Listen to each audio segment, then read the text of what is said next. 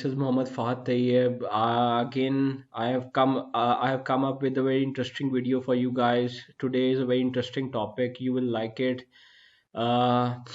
Actually sorry जी, आपको मेरे साथ ये बेयर करना पड़ेगा. आज मेरी थोड़ी सी तबीयत नहीं ठीक, but I try my best कि मैं आपको इस तरह की आवाज़ के बगैर अच्छी सी एक वीडियो बना के दूं जिससे आपको काफ़ी इंटरेस्टिंग और लर्निंग वीडियो मिले. तो आज हम बात करेंगे पिप्स के बारे में. What is पिप्स worth. हाँ, पिप्स की वर्थ क्या है, पिप्स कैसे बनता है, ये सारी चीज़ें मैं आपको इसके बारे में बताऊंगा आगे चल के इस वीडियो में. पिप का असल में ये होता है कि measure of change in the exchange rates of the currency pair. Let's say कि एक करेंसी पेयर आप लेते हैं यूएसडी यूरो के. आप कहते हैं कि एक यूएसडी यूरो से मैं यूएसडी अमाउंट से डॉलर से आप यूरो को परचेज कर रहे हैं, तो आप उसके अंदर जो डिफरेंस आता है ना, आप उसके अंदर जो डिफरेंस अमाउंट में आता है इसकी प्राइस के अंदर, आप दोनों के अंदर एक्सचेंज रेट करते हैं तो आपको एक पिप मिलता है. वो मैं आगे चल के आपको इसकी एग्जांपल, लाइव एग्जांपल देता हूँ. बट ये कि ये जो इन दोनों करेंसी के एक्सचेंज रेट को मेजर करता है ना, जो आपको प्रॉफिट की तरफ कन्वर्ट करता है. लेट से आपकी एक प्राइस आपकी बाइंग प्राइस है, एक आपकी सेलिंग प्राइस है, उसके अंदर जो आपको कन्वर्जन मिलता है वो आपको पिप में कन्वर्ट करता है.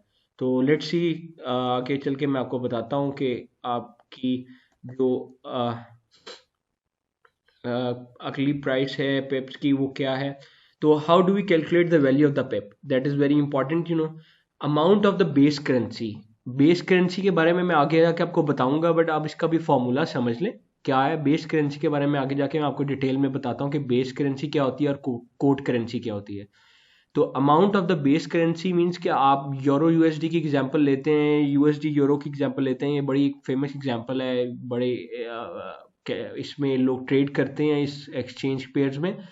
तो इसमें ये होता है कि आपने यूएसडी यूरो में आपने जो आपकी बेस करेंसी है वो आपने उसकी बेस करेंसी के अमाउंट जो आपने लेट से आपने बाय किया है, आप कहते हैं जी मैंने 1.5 लॉट या 2 लॉट्स बाय कर लिए हैं, आपने उस बाइंग प्राइस को आप अपने पेप के साथ मल्टीप्लाई करते हैं. जो पेप के साथ मल्टीप्लाई करके आपकी जो अमाउंट बनती है वो कोड करेंसी की बनती है, जिसकी इसमें आपने जाके बाय करना है. लेट से मैं ये कहता हूँ कि मैंने यूएसडी अमाउंट से यूरो को बाय करना है, तो मैं यूएसडी अमाउंट को बेस करेंसी के साथ जो हमारा डिफरेंस होगा उसको पेप्स के साथ मल्टीप्लाई करूंगा, तो मेरी कोड करेंसी यानी कि यूरो या यूएसडी की प्राइस निकल आएगी. तो मैं आगे आपको जाके ये एग्जांपल देता हूँ. देखिए हम एग्जांपल ले रहे हैं जीपीबी यूएसडी. ग्रेट ब्रिटेन पाउंड से आप यूएसडी को बाय कर रहे हैं, तो आपने $1.5 लॉट्स बाय किए हैं यूएसडी की ग्रेट ब्रिटेन पाउंड से. अच्छा, उसकी आपने प्राइस ली थी $1.30 के एक्सचेंज रेट के ऊपर. आपने उसको बेचा है, आपने बाय किया था 1.3030 पे, आपने उसको सेल किया है, अपनी पोजीशन को क्लोज किया है 1.3043 पे. इसका मतलब ये है कि आप देखें उसके अंदर आपके पास पिप कितना आया, जिसका मैंने आपको बताया था कि डिफरेंस क्या है. जिस वक्त जो प्राइस आपने ली है और जो प्राइस आपने बेची है उसके ऊपर जो डिफरेंस है वो पिप का है, और जो पिप ही आपको प्रॉफिट में हेल्प करता है या लॉस में. आपको जो भी आपका प्रॉफिट या लॉस होगा वो आपको पिप में कन्वर्जन मिलेगी, जिसकी आप प्राइस को मल्टीप्लाई करके. अब इस केस में जिस तरह मैंने आपको एग्जांपल ले दी, इससे पहले हमने जो फॉर्मूला पढ़ा है, इस फॉर्मूला में होगा कि ये 1.5 लॉट्स जो है, लेट से ये $1.5 लाख की हैं. अगर हमने $1.5 लाख से ये बाय किया है, तो इसके अगेंस्ट में मैं 0.0013 पिप्स को मल्टीप्लाई करता हूँ, और इसके अगेंस्ट में मुझे मेरे जो यूएसडी की प्राइस है वो आ जाएगी.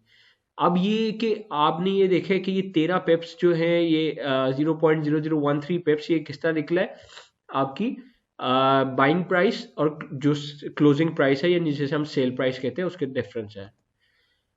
ये देखें, अब आपने 1.5 लाख लॉट्स जो है, 1.5 लॉट्स जो है वो 1.5 लाख पाउंड की खरीदी थी ग्रेट ब्रिटेन यूएसडी के लिए.